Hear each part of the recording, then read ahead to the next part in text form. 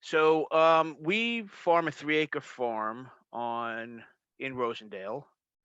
I will share my screen. You get flooded there on starting and the questions already. I just wonder because that where you're at the baseball field gets flooded fairly frequently, Yeah, right? we don't. We're actually. It doesn't look like it, but where we are is a lot higher than the baseball field. It's probably like 8 or 10 feet Oh, higher. It's deceiving where we're at. So that's a picture of the farm. We're a 3-acre certified naturally grown 4-season farm. Certified naturally grown, if you don't know, is sort of an alternative certification to organic. We have to follow the organic standards, and we can only use OMRI listed products. But for small farms, it's the paperwork's a lot easier. The certification process is a lot easier. Um, so that's why a lot of smaller farms go with CNG. Personally, I worked in construction my whole life, and about 8 years ago, I had an opportunity to start a farm with someone else that kind of fell through.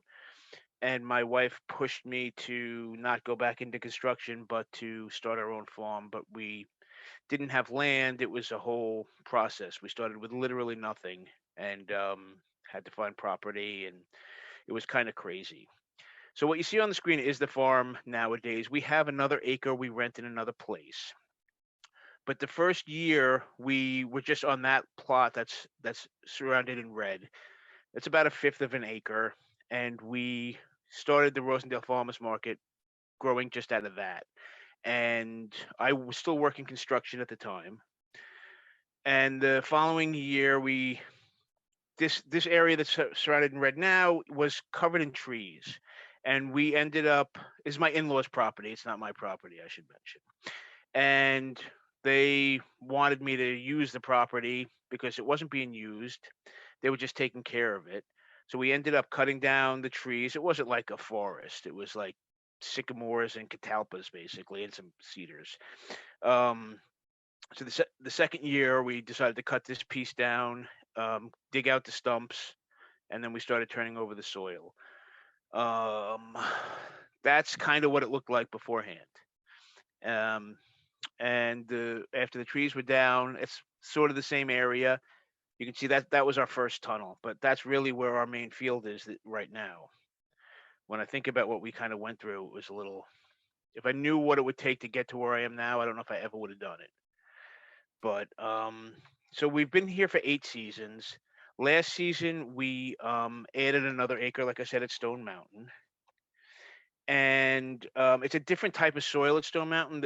This soil at Fiddlehead in Rosendale is all sand. It's like the beach. It's really problematic in the drought. Like now, we haven't had rain in so long. I'm just struggling just to keep everything alive until the rains come again, which hopefully will be tomorrow night. Um, when we get dr- uh, drowned in rain, I have no problems. I can like till the next day. It's fantastic when there's lots of rain. The droughts are extremely problematic. Um, we basically, uh, so we basically grow a lot of lettuce. We grow everything. We grow everything but sort of corn. Um, and it's hard to kind of manage the planting times of everything, and everything needs to be harvested a little different, taken care of a little differently. We probably grow somewhere around 100 different varieties. We'll grow 4 or 5 different types of lettuce um, alone. We do a lot of tomatoes. Those are shishitos and other types of peppers. We do a lot of peppers also, but really anything we grow just about everything really, except like I said with corn. We also do a lot of flowers. So about 15% of what we sell money wise ends up coming from flowers. What we bring in, about 85% is really vegetables. We also sell mostly at farmers market. Again, about 85% of the income comes from farmers markets. The other 15% comes from small restaurants and some of the like the High Falls Co-op, Accord Market, little stores like that. That's just some more flowers. So basically, we need to work the soil, we use what's called a BCS, which is this machine right here, and it's referred to as a two-wheel tractor or walk-behind tractor because it's got a huge motor on it and it looks like a rototiller, but what it has is a PTO on the back. So as you can see from the last picture, there was a different implement on the back. There's a blue rotary plow, and this one we can switch out from the quick coupler and put a different implement on the back. So it's a really nice machine, and they have everything from wood chippers to small hay balers. You can cut hay with this with the right implements and bale it into small round bales. It really can do just about everything, and we have a few different implements, and it becomes a big part of how we move around soil and till, how we turn over beds. This is really the workhorse. When this goes down, we're in big trouble because this does everything for us. Our basic setup on the farm is like this is what it basically looks like. We have 30-inch beds and 18-inch walkways. It's pretty standard on small farms like mine. Um, it's a very common setup because a lot of the tools are set for 30-inch widths. So pretty much everything for the BCS I can get at 30 inches. The tiller, the rotary plow, flail mowers. So if you keep everything at the same size, obviously it's easier. You don't have to keep getting different size tools or go back and forth a couple of times. The paths are only 18 inches wide, which sometimes can be a pain if we're harvesting. It's hard to kind of get totes down there to throw stuff in, but it's nice because the beds aren't so wide that you can't jump over them if you have to. Um, what do you call it? Yeah, so our beds are basically 100 feet long. We try to keep them the same length because we sometimes put down row cover or we have irrigation, which I'll get into a little later. It's easier to have everything sort of standardized at the same size so you don't have to mark everything and get the right one out for the right area. Um, we do space some stuff out in the tunnels. We do the tomatoes at a different spacing. Snap peas, because they get so big and bushy, we space them out at 5 feet instead of like this 4 foot spacing. This is like 4 foot from edge to edge. We do 5 foot with bigger crops that we need to get into. Um, the other thing that we do is we transplant a lot. So basically, there's two ways of getting stuff into the ground: there's seeding and transplanting. Seeding is great for some things, but there are a lot of crops that are problematic, um, such as beets. What are the other ones? Beets, spinach, very difficult to germinate in the field with the high germination rates. So this is one of the workers putting in spinach, and it can take forever. So it could be a few hours because there's 800 little spinach seedlings that have to go into this bed, and we'll sometimes plant three, four, 5 beds of spinach.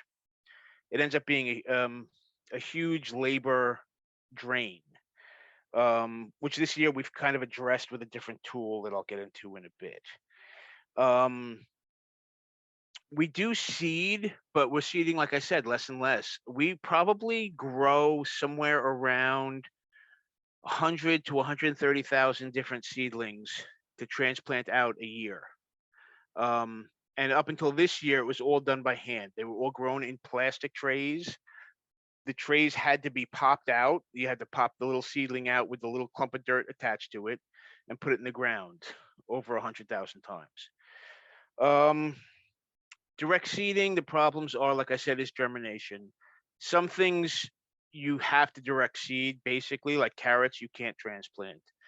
Arugula, radishes, they germinate so readily, there's no point in transplanting them. But that's basically this year, mostly what we're seeding is direct seeding is beans, peas, radishes, and arugula. And honestly, everything else is being basically transplanted. These are the trays. This is a standard tray we use. This has 72 little cells in it, and they're called 72s. This is basically just the first planting for our winter, one of our winter tunnels. just to give you an idea of how many trays and how many seedlings we go through. And it's really time consuming to fill up the trays, seed them by hand, water them, make sure they're germinating well. It's quite an ordeal. But it gives you the best results. At least it gives us the best results, and it's the way I prefer to do it. This is our cedar, our field cedar. It's called a Jang cedar. I actually got this for my 50th birthday. It was my 50th birthday present. And what it is it's a great and very versatile tool. So you can see the plastic part on top is the seed hopper. So you kind of put the seeds in there, but it has these different wheels, and you get different wheels. You can see the one on the left has a different spacing and a different size divot in the wheel. This wheel that you're looking at in the hopper is for arugula. So when you fill up the hopper, you put in the wheel that goes with the seed and around the spacing you want, and then it has these gears on the wheels also that you can trade out. There's different wheels underneath, there's different gears underneath the chain setup in the picture.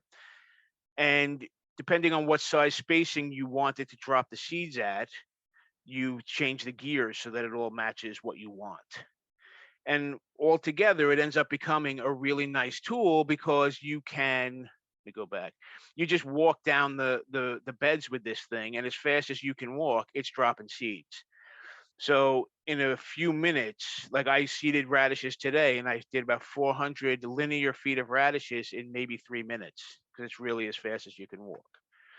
Once it's set up, it's really efficient. A new system that we went to this year is called the paper pot system, and I don't know if anyone's familiar with it. Basically, it's a transplanting system. So what you do is what you see on the screen is one of the paper pots. It's a paper pot tray. It has 264 cells in it, which is more cells than most of the trays I use. So the cells are smaller. You fill up the tray with soil, and then you seed it and get it germinated. And it goes on the back of this device. This was actually today. And the tray is up top. You can see the seedlings in it. What happens is those little paper, the paper pot is basically a chain that's glued together. So after a few days of watering, the glue that holds the chains together starts to dissolve a little bit. And then you put it on this, it's almost like a red wagon from when you were a kid. You staple one end of the chain to the ground because it starts to unfurl by itself, and then you just walk. And as you walk, this chain just unwinds all the way up, and then you just grab another tray, you put it in, you start another tray, and you can fill in whole beds with this. So we've moved to this system, which is more costly because you only use the paper pots once, but it saves in labor like you wouldn't believe. And a lot of stuff that we haven't been able to bring to market with any consistency, we're able to do with this system, such as beets, spinach. We've been notoriously bad at. Turnips, we don't even bother with. We have a very hard time with germinating turnips consistently in the field. But right now, I think we have 3 or 4 beds of just turnips or beets, because it's so easy to put this in. A bed with, if we were going to hand transplant spinach, it would probably take 3 or 4 hours with 1 or 2 people. With this, one person can plant a whole bed of spinach in like 15, 20 minutes. Like the time savings is unbelievable. And in fact, I kind of have the same workers at the farm every year. They mostly come back in some form, maybe not the same number of hours, but they like to stay and work over the years. And they came in this year, and I haven't had too many people working on the farm yet. And in Rosendale, it's almost all planted. I was able to plant almost everything with this machine. It's kind of amazing. The other benefit, the other thing I like is that it's paper. So the paper has to come out of the ground, otherwise it'll muck up the next seeding or the next transplanting. But it can be put in the compost pile and composted. Where the plastic trays, We will sometimes go through a couple hundred a season, planting them and transplanting from them, and we'll probably end up throwing out 10 or 15% because they'll crack or they'll break or they'll just get ruined. So there's a lot less plastic waste with this. They're grown in a plastic tray, which you see in the picture, but the plastic tray is a very rigid plastic that's supposed to last for like 10, 12 years. So it's nice. It's a nicer way of doing things. So 2 years ago, we ended up putting up a prop house, and a prop house is a propagation house. Because we do so many seedlings, believe it or not, we mostly did most of them until 2 years ago in my basement. When I first started farming, we set up a bank of ultraviolet, not ultraviolet, fluorescent lighting. So we had like, I could fit about 68 seedling trays in my basement under lights. And I would start all the seedlings at my kitchen table, like seed everything up, bring them in the lights, and then when it got a little warmer, I would put some stuff in some of the tunnels we had, but I never had a heated space outside of my house that I could grow stuff in, and that's what this tunnel is. This is a 30-foot wide by 48-foot long tunnel that basically is. Um, we made a whole bunch of tables, not enough because wood got very expensive, but these are about 4 feet wide, 12 feet long, and we have a whole bunch of them in there, which we grow the seedlings on. It's a mix between the paper pot and the plastic trays that we have been using this year. Another thing that we last year started was a germination chamber, which is what this thing is. This is an old freezer, and I love this idea. I saw some people doing this on YouTube, but I never saw how it was built, so I kind of messed around with it. Being a carpenter really comes in handy for a lot of this stuff. So this is a working freezer. I ended up adding some shelves to it, and the device that you see on the like lower middle shelf is an Inkbird controller. So what I can do is the heating system. There is a door. It doesn't look like it in this picture, but that is the door. It's just open. It's heated by the crock pot at the bottom. We fill it up with water and we plug it into that Inkbird controller. The freezer runs. It also gets hooked up to that Inkbird controller, and I set the temperature I want. It's a digital controller, which I think it's like 68 degrees or 67 degrees. If it gets too cold, it turns on the crock pot to heat up the water to add more heat. If it gets too hot, like it does during the day, because this is in our prop house, it kicks on the freezer part until the temperature gets down to the 68 degrees that I want it at. So all day long, it's going back and forth to keep this thing at the right temperature, and it's the perfect germination chamber. It's just not large enough for us. I need to add another one next season. We can, I think, fit 23 trays in there. And one of the problems we've always had is germinating lettuce in the summer is really tricky because the seed goes dormant at like 80 or 83 degrees. So it's hard to get it to germinate above that. But in here, I can have any temperature I want and keep it in my prop house and not have to worry about it. The other kind of cool thing we have in the prop house is this. This was a heated table. So basically, this is also around 4 feet wide and 12 feet long, and it has. Um, there's another thing I saw people do, but I never. I kind of had to mess around with the design myself. It has the heating cables that you put on a roof to melt the snow, and that's what you see going. Like goes through the drill hole in the 2x6 in the front there. It's about 120 feet of cable, and it snakes back and forth in that sand. There's insulation underneath it, and we again there's another controller there. It's similar to the one for the germination chamber, but it only does heat. It's a thermostat, and we put the trays right on that heated table, and we can keep it at any temperature we want.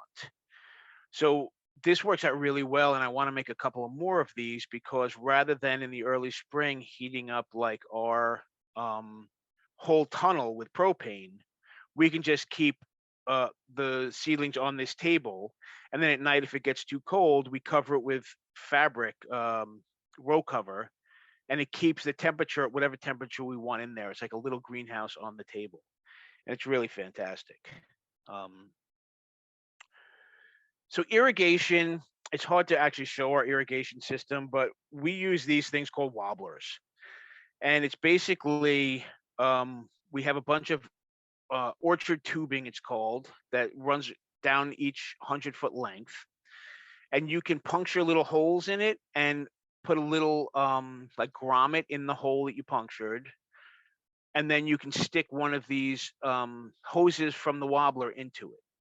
So every 100-foot run, we can run about 5 wobblers, and they just make a gentle circular rain around the wobbler. And it can handle around 30 foot to a 32-foot wide section with each wobbler. So with 5 wobblers, we can do about 32 feet wide and about 100 feet long. The problem is we have town water where we're at. I don't know if I would pump out of the river to grow vegetables, honestly. So I'm kind of happy we have the town water, but it right now it goes to the house and then it comes back out to me. So by the time it makes that trip, we've lost a good bit of pressure, and I can't really run too many of these. I can sometimes run two if they're not like doing wash in the house, 2 runs at a time. But we just got a grant right as COVID hit. We got a grant to tap into the main water lines that run under both of our fields and put in frost-free hydrants and so we would get better water pressure. But because of COVID, we had a problem getting engineering out for the grant. It has to be engineered by their engineer, and that's actually just started getting underway now. So hopefully we'll have more pressure in years to come, and then when it's droughted, when we have drought conditions like we do now, it'll be easier to keep everything watered. Um, we also keep everything on timers. So, like right before I left, I saw what needed to. I'm always doing triage on something. So the driest stuff, I put all the timers on, and it'll run for every couple of hours. It'll go on for a couple hours, shut off. The next one will go on for a couple hours, and there's 4 or 5 sections that'll run tonight till I get back in the morning.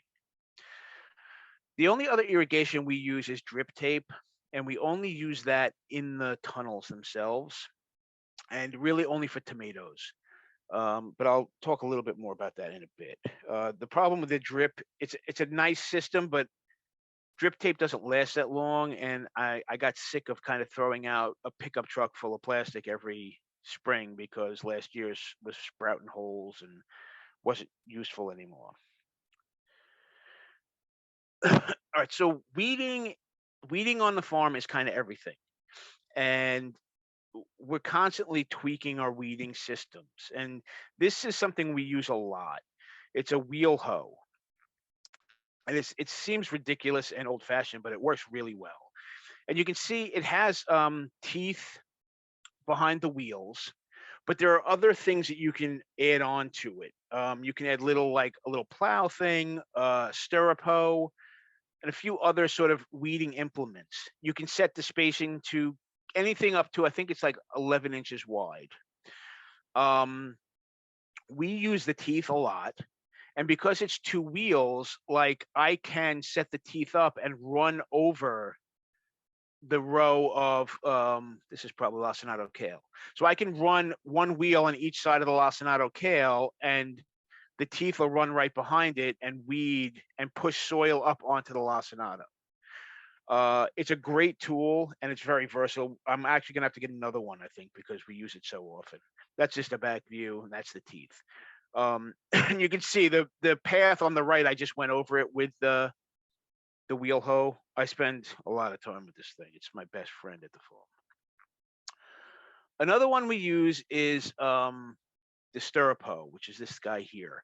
And this is another really great tool that the head wobbles back and forth, and it's a very thin piece of metal, and basically you go back and forth just underneath the soil, and that metal blade stays pretty sharp, and it just slices off all the roots right underneath anything that's growing in the paths or around the plants. It's a really nice tool. The only other weeding thing we do is this. I don't have a great picture of it, but this is called a collinear hoe. And as you saw in our earlier pictures, we plant things in beds very close together. as close as we can. And sometimes, like with this spinach here, it's hard to get around it with a bigger tool. So this is really just like a trapezoid shaped blade on a long handle, and it goes around things that are 3 to 4 inches apart very well. It can get kind of underneath the leaves enough so you're close to the stem that's going into the soil without really nicking it or cutting it. And again, it just slices right underneath the soil to kind of kill anything that's growing. Ideally, that's the plan. Weeding never really goes according to plan. The We do a few other things for weeding. We sometimes use landscape fabric, which I'm kind of getting away from. Um, I don't know if you know what landscape fabric is. It's a woven plastic fabric where light doesn't go through, but water does. So you can put it down and you have to burn holes in it. You can't cut it because you can cut it, but it will, because it's woven, it will unweave over time and you get little plastic strands everywhere. If you burn little holes, it seals the edge, the cut edge. And you can use landscape fabric like that thin plastic mulch that you see on a lot of farms for like 8, 9, 10 years. So it's a nicer alternative to using thin plastic mulch. You don't have to throw it away as often, and you get a lot of weed cover, weed coverage from it. The problem is that you have to cut the holes in it, which I don't like melting the plastic. But you also have to weed around those holes because they're not the exact size as the stem that's coming through the plastic. And what do you call it? You have to have the system set up. So if I'm planting kale, I burn the holes for my kale. I can really only use that landscape fabric for kale because that's the spacing the kale is at. Not everything's at the same spacing, and it won't work for all of my different crops. Um, so with those systems, we kind of try to keep weeding under control, but sometime in July it all falls apart, and we're hand weeding and crying and hating the heat. So harvesting is a big part of farming. That's my wife harvesting flowers. We grow. Last year we grew about 1,000 dahlias. This year we're doing about 1,500. Dahlias multiply. You cut them up and you get more every year, and it's really hard to throw them away. So at some point, I'm just going to be a dahlia farm, I think. But harvesting ends up being about 25% of our costs on the farm between cutting, cleaning, washing, weighing, bagging, rubber banding. It's a lot of what we do. Um, and it's a lot of my labor yeah, outlay. Like I said, I do mostly farmers markets. Fridays we harvest, and I usually have 4 people besides myself just harvesting for the 2 markets. And it takes all day to get everything out of the fields, get it cooled down, get it washed, get it weighed. Um, it's a huge undertaking. And basically, we have to sort of the day before we go. This is actually weeding, not harvesting, but let's pretend she's harvesting with DQ. We go through the fields the day before and we decide what is ready to be harvested. We make a giant harvest list. I ended up putting it on a whiteboard, and it can be 20, 30, 35, 40 items sometimes. And um, we sort of triage what needs to be done. If it's July and we have to harvest lettuce, sometimes I'll get to the farm at 6 in the morning and I'll just start cutting lettuce and escarole and head lettuce, and I'll be throwing them in totes and leave them in the shade wherever we have shade. And when everyone else shows up, they grab it and we get it into the cooler as soon as possible. Because once the sun comes out and it gets too hot, you can't cut greens. They start to wilt in the field, and if you they'll wilt even worse after they're cut, and there's no shelf life to them at that point. So they have to be harvested either in the cool or the dark, and we do both whenever we can. In general, we want to try to get everything out of the fields as fast as possible and cool down, either dunking it in water or putting it in our walk-in cooler. Harvesting takes on a lot of different shapes and it looks like a lot of different things. This is the garlic. A lot of people don't realize that when you harvest garlic, you have to cure it. You guys may know that. I don't know. But so when we harvest it, we have to dry it out and dry it for like 3 weeks before we can sell it green. But this is the finished product that you're used to when you use garlic. Green garlic is juicier and it's delicious, but it's a slightly different product than what we're all used to cooking with. So this all has to be taken out of the field, dried in a tunnel somewhere until it's ready. Um, this is something we added, I think, like 4 or 5 years ago. This is our walk-in cooler. It looks terrible right now in this picture, but it's just a storage. It's a 20-foot storage container we bought. So it's 4 feet, 8 feet wide, 8 feet tall, and 20 feet long. And I ended up cutting a door in the one end and putting in an air conditioner. It's a very common thing. This is oh wait, oh yeah. So this is a little video of the inside of the cooler. It's basically just this is when we first made it. It was 7 feet long by like about 8 feet wide, a little less than 8 feet wide because the insulation. And immediately we realized it was way too small. So I actually bumped the back wall out another 3 feet. So right now the cooler is about 10 by 10. And it's still way too small. We're gonna probably add another one this year. This is a great device. If you haven't seen this before, this is called a CoolBot, and this is like the heart of the farm right now. It's a ridiculously simple idea. You take a air conditioner, and you kind of take parts of it apart. So an air conditioner has a temperature sensor, which I didn't know until I got the CoolBot. I should have known, I guess. It has a temperature sensor. So the CoolBot, what it does is it has a heating element that you tape to the air conditioner sensor. And then I set on the CoolBot the temperature I want. Right now it's set to 37 degrees in the picture.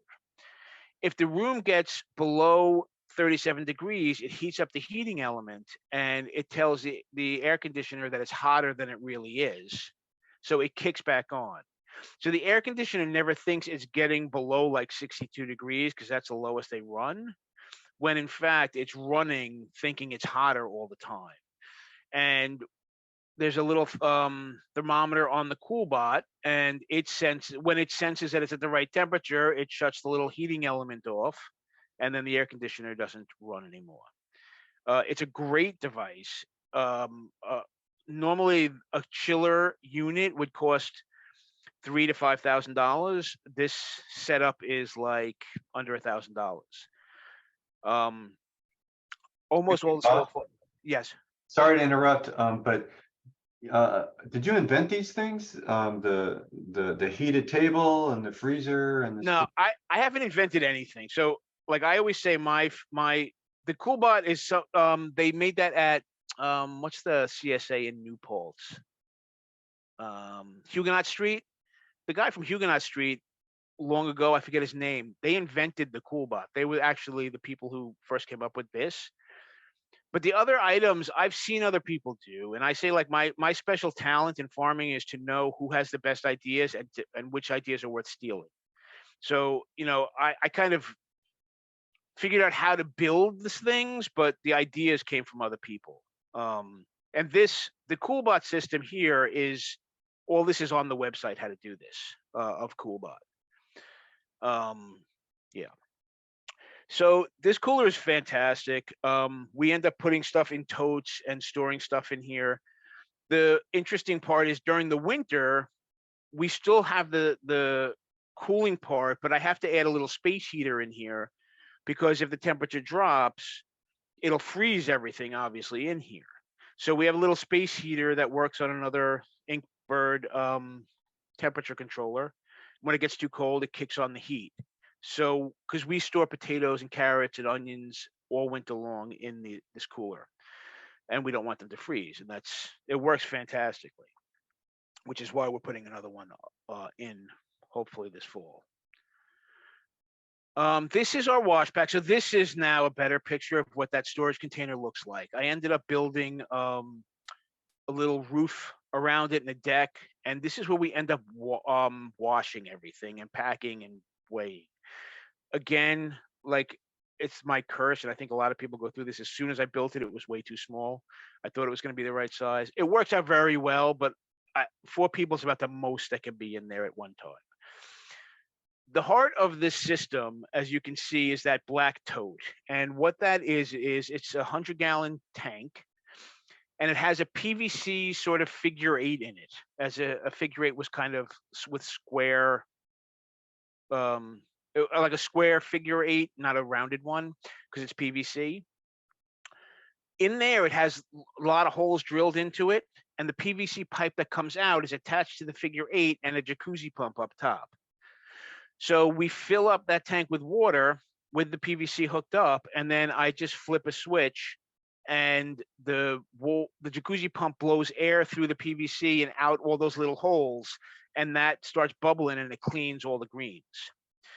So we, on a normal weekend, can do, and we're not a large farm, but we could do 50 to 100 pounds of loose greens a week, and that cleans them in no time. We've done, I think, 80 pounds cleaned and washed in like an hour and a half with two people.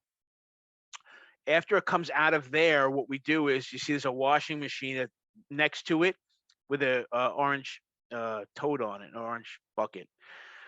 We put the greens in bags and we throw them in that washing machine. It's not hooked up to water, and we just put it on the spin cycle, and it spins around and spins the greens dry. And it gets them dry enough where we can bag them, and they'll last a week and a half, 2 weeks. After about 2 weeks, they start to look a little ratty, but they last a long time if you dry them right. And that's what we spend a lot of. Like I said, one or two of us is spending all Friday in there, just washing and cleaning stuff. Everything eventually gets dunked in that bucket, that black tank. We'll not tomatoes, and unless the peppers look bad, we won't really dunk them. But everything else kind of goes in there. The bunches of kale, the radishes, everything, because it all has to be cleaned off. And the radishes, we'll throw bunches in there and turn the jacuzzi pump on, and it cleans most of the dirt off really quickly. It's a great system. So basically, the heart of our farm is really these tunnels. That's the obligatory rainbow picture that everyone posts from their farm. We have 3 of these tunnels that are 30 feet wide and 96 feet long. We have 2 other smaller tunnels. One is 14 by 100, and one is like 12 by 56. And we do a lot with them. We use them all year round. They're not heated. In the summer, we grow a lot of tomatoes, a lot of tomatoes, and they do really well in the tunnels. I've tried to grow field tomatoes before, and we have a problem. And if you garden, you'll know this problem. At some point during the year, your leaves start turning brown, close to the ground, and the brown just kind of travels up. It's fungus that's in the soil that, as the rain is hitting the ground, it's bouncing back up onto your plants. As it's raining on the plants, it's splashing it up higher and higher, and it slowly kills the plant. In the tunnels, I don't see that anywhere ever, because we use drip, so we never wet the foliage. This foliage in here has never been moistened. It's August drip tape at the bottom. The way we culture these is, each tomato plant is basically reduced to one vine. We cut all the suckers off, and we train it to the string. You can see the string in the picture. We have little plastic clips that attach to the string and wrap around. I don't think there's any in that picture. Around the vine itself. And you need one every like 16 inches or 2 feet. And as it grows all year round, we're adding more to it. This is a tunnel that was just planted a couple years ago, when we were still using the thin plastic mulch. And those are all the strings. So there's like 400 strings in this tunnel attached to tomato plants. And as they grow up higher and higher. So that horizontal crossbar is at 10 feet. And these tomatoes will easily go 15 or 20 feet before the end of the season. They'll grow longer if we didn't get a frost. But every week we spend a lot of time in these tunnels because we have to prune off all the suckers. We have to clip them back up to the wire to the strings. Once they start touching the plastic, we really only do this on the sun gold tomatoes because they're monsters. We'll actually lower the string because it's on a little hook. You can see the hooks on the wires going down. The hooks have string attached to them. So we'll take a little of the string off, lower the entire plant so that 3 or 4 feet is on the like running along the ground, and then it goes back up, so that we can reach it better and it's not poking through the plastic. Um, yeah, tomatoes end up being a big part of my life in the summer. We do other stuff in the tunnels. Well, that's just more tomatoes. We grow ginger. This is a ginger plants in one of our tunnels a couple of years ago. We start ginger in February. I just do it in lights in the basement. You take 6 weeks for them to sprout. And once they sprout, you can kind of put them outside. We grow them a little bit in the prop house and then we put them in the soil. But we get really nice ginger um, growing in the tunnels. It can't really be too hot for them, it can't be too moist, and you can't have too much fertilizer. Like it's the perfect crop. It's hard to screw up. Um, and like I said, the tunnels, it loves it in the tunnel. So our small tunnel, one of the problems is the smaller a tunnel is, the more variation in temperature you have. It gets colder faster and it gets hotter faster.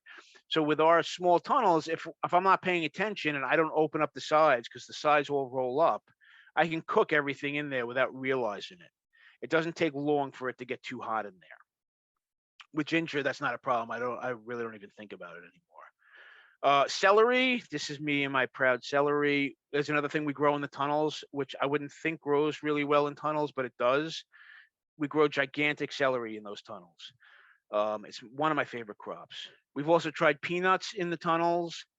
We have tried peanuts in the field. I'm not doing peanuts anymore, but it was fun. It's just very labor intensive to get the peanuts off the plant. But you also have to do stuff that's not cost effective sometimes. So like just to have fun. The main thing we do with the tunnels is winter growing. And this is sometime in probably November in the tunnel. Um, Winter growing kind of first is what drew me into farming. When I was a kid, I used to watch Elliot Coleman. He came up with a lot of this winter growing stuff. Um, Basically, around November 10th here, we get less than 10 hours of sunlight a day. And that period lasts until February 1st. At February 1st, we start getting 10 hours or more of light a day. And that period he called the Persephone period. And during Persephone, nothing really grows. There's not enough light for things to really grow. That's not exactly true. We're finding out a lot more about it, but that was the traditional thinking. And it's a good way to kind of think about it in general. So when we grow in the winter, what we do is we grow things to the size we want to harvest them. And when they are at that size, we're hoping that it's just at that size around the time Persephone starts. And and a lot of things like this is bok choy and lettuce. The lettuce, if we harvest that lettuce, it will grow glacially slow. We'll get another cutting of it in like 2.5, 3 months later. The bok choy won't ever come back. Not really. But we grow it to the size we kind of want it when we run out of daylight. So we have to start planning for winter like the end of July. I start planting transplants for my winter growing. I think it's July 27th is the first day. And a lot of the growing is kind of just storing it in the winter. It will grow, but not very quickly. As we get more and more light after February 1st, it does start putting on growth and we get second and third cuts at everything. But from like November to February, if it's not the size you want, you're kind of out of luck at that point. Um, we can grow a lot of greens. We grow lettuce, spinach. Oh, wait, where's the list? Oh, arugula, kale, mizuna, chard, collards, choy, parsley, dandelions. You can grow celery, cilantro, scallions all winter long, um, as long as it's established. even if it's not established. I mean, I've sometimes thrown in lettuce very late, knowing I wasn't going to harvest it until like early March, but it's still an early crop in March. It's nice to have fresh lettuce. Um, so this is some gigantic spinach. The thing about cool weather crops that's fun is that to protect them from freezing and turning to garbage, they turn their starches into sugars to act as like an antifreeze. So our spinach in the winter, I could probably just grow spinach all winter, and everyone in my winter CSA would be happy. It's the crop they love the most. It's the sweetest stuff you've ever eaten, and a lot of stuff is like that. We've grown Hakurei turnips, those little salad turnips that are they're so sweet they're like candy because they turn their starches to sugars. So this is my wife again transplanting some bok choy in the winter. So this is the heart of the system is this row cover. And how it works in the winter is we when it gets below 28 degrees, when the forecast says it's going to be below 28, we throw a layer of row cover over the whole tunnel. So these are like 39 by 100 feet long or something, the row covers. And this is laying basically right on the plants. Some stuff's a little more delicate. We'll put some framework underneath it, but you want the fabric on the plant as much as possible, as close as possible to the ground. And what happens is during the daytime, if the sun's gonna come out, it'll be 60 or 70 degrees in there year round. So if the sun's out, we take the fabric off and we unfold it. We fold it up into one of the rows so that the ground and the plants are exposed to sunlight. The ground gets sort of charged by the sunlight and it stores the heat in there. And then before the sun goes down, we cover everything back up to keep the heat close to the plants. The row cover is unbelievable with that. I mean, because we grow tomatoes, we often get tomato seedlings popping up after we put in the winter greens. And under here, we'll sometimes have tomato seedlings still alive like the middle of December after multiple freezes because it never really gets that cold under there. Every 10 degrees below 28, we add another layer of fabric. We don't ever really put more than 3 layers of fabric on. And that's really how this all works. Penny, you're muted. What's the fabric? So the fabric is Remay. It is a very lightweight fabric. I think it's an ounce a yard, or no, it's half an ounce a yard. So a square yard only weighs a half an ounce, 0.55, I think it is. So it's very light and it doesn't crush the plants. And it's what everyone in this whole area, if you look at any of the farms from yesterday on Instagram or Facebook, this is what they were putting on all their crops everywhere to keep the frost off. Because this one layer of this gives you like a 6%, a 6 degrees of protection outside. So it could get down to like 26 before your plants are going to start freezing. And winter growing is very labor intensive because we have to be putting on and off this fabric every day or every couple of days. Sometimes it'll stay on for multiple days. If it's going to be cloudy out, there's no point in taking the fabric off. The big issue, honestly, is not the cold in the winter with these crops, but it's moisture. So, well, you can't see from this picture, but we end up keeping the vents open on top all the whole winter long to let the humidity get out of the tunnel because it does get warm in there during the day. If the crops are under that fabric for too long, or if we've watered, which we almost never water in the winter, which is a weird thing, but from November till probably March, we won't put any water on the crops. Too much water under that fabric will just evaporate and make a humid mess under there, and it'll start doing damage to the plants and spreading disease everywhere. So it's really the humidity that's the limiting factor in the winter and the light. The cold really isn't a problem for a lot of these crops. And the other real challenge to winter growing is harvesting. You can't touch the leaves if they're frozen, and they do freeze. Some of the leaves can freeze multiple times and have no damage to them and be edible and delicious. And some, like bok choy, I think if it freezes like 6 times, it starts decaying. But spinach can freeze over and over. If I go into the tunnel, or say I have to harvest on a Friday for my CSA pickup, if it's going to be below freezing that day, I will harvest earlier in the week on a warmer day or a sunnier day, because I can't touch the leaves. I can't move the fabric. Just moving the fabric will destroy a crop if it's frozen underneath. And that's really the only concern with harvesting during the winter. That and having to wash stuff. We don't have an indoor washing facility with heat. So I have very cold fingers on harvest days during the winter. We basically in the winter do a CSA, which is everyone comes every 2 weeks and they get a tote of it's about half greens, half storage crops from the cooler. We can store, like I said, potatoes, onions. We can do kohlrabi, turnips. A lot of different crops will last all winter long if you pick the right varieties in the cooler. Um, I had other stuff here, but I mean we are kind of running a little late, so I kind of will wrap it up, I guess, right there on the winter growing.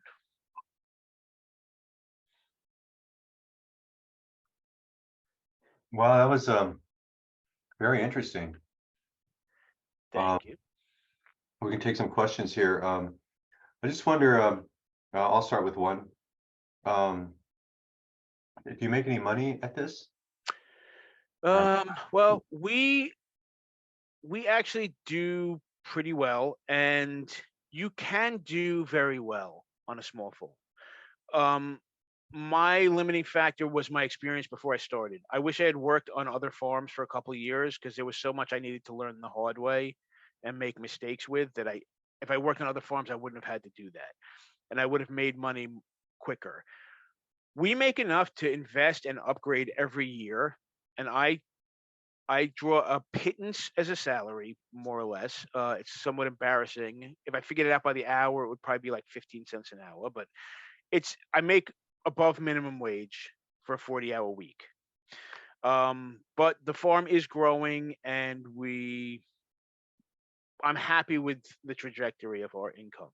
But there are people on small farms like this that have systems where they're making $100,000 on an acre. I'm not, but it is possible if you're growing a lot of quicker crops.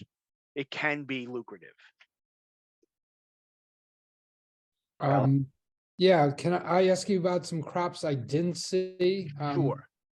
Sandy soil is often good for growing melons. And I also noticed you didn't mention any squash, which are great So to keep. so yeah, because we're a small farm, we added another acre, like I said last spring. But melons and winter squash are like land hogs. So we sort of have to decide what's a better use of our land. And winter squash was one we cut out a few years ago. We're actually growing winter squash again this year because we have the new land. But the spacing on them has to be so far apart, and the yield per square foot is so small. If I on the 2 acres I have here in Rosendale, it wasn't worth me growing those crops. We made a similar decision, but my question is no berries? Now, again, like in a perfect world, I would have chickens and I would have berries and I'd have fruit trees, and then I would never sleep and I'd be nervous and I'd be up all night worrying about everything and trying to figure out how it's all going to get done.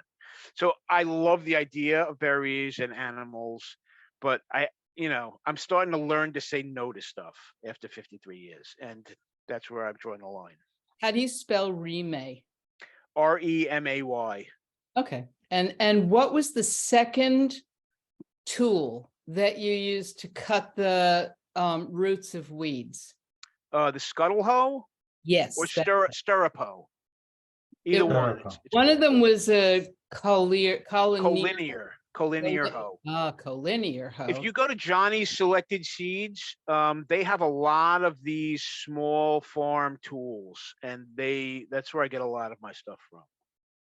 That sounds like a good one to have. Yeah, it is. They're both really nice.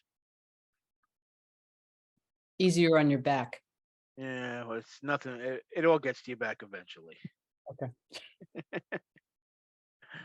What about fertilizer? Do you, what, yeah, sand isn't very, fertile soil, I don't think. No, so we use an organic fertilizer. It's by North Country Organics.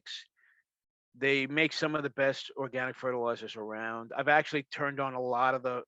I have a distributor out of Mayo Pack, I think, or no, I'm not. I forget where he is, but he's south of here, and the product's really superior that we use, and a lot of the farms around here have switched over to it, and it's just a basic 5-3-4 fertilizer.